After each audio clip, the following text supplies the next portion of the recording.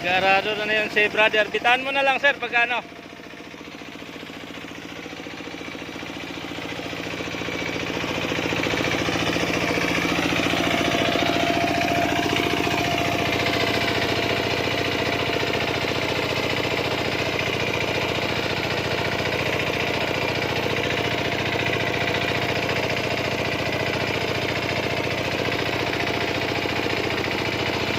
Yung aking kabady ang nagmamaneho muna at ako'y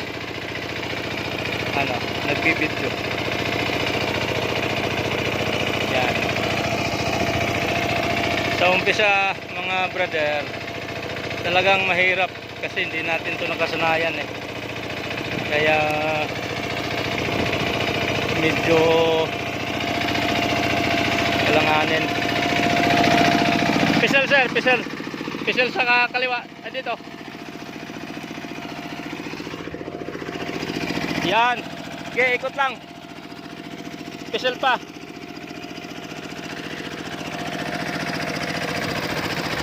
Yan. Nakaikot na si brother. Very good.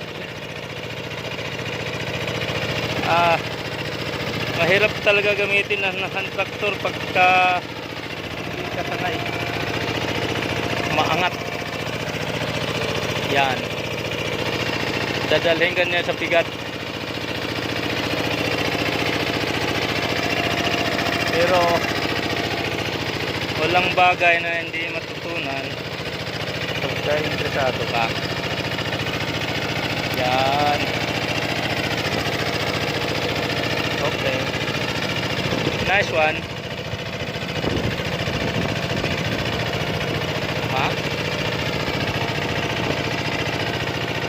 Ito mga brother, inararo namin kahit wala pang ulan kasi magtatanim kami ng mani.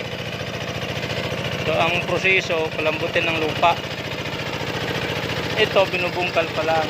Ang kasunod nito, dudurugin. So ibang talim naman ang gagamitin. Kaya pero masaya kaganyan ang gamit.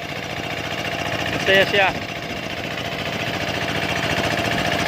Yan, pisel mo lang sir. Tuloy-tuloy lang ang pisel. Liliko ka na sir. Yan, alalahan, sabayan mo lang yung pagliko. Huwag mo lang bitawan. Yon, ayos. Apakan mo kung nahirapan ka. Yan.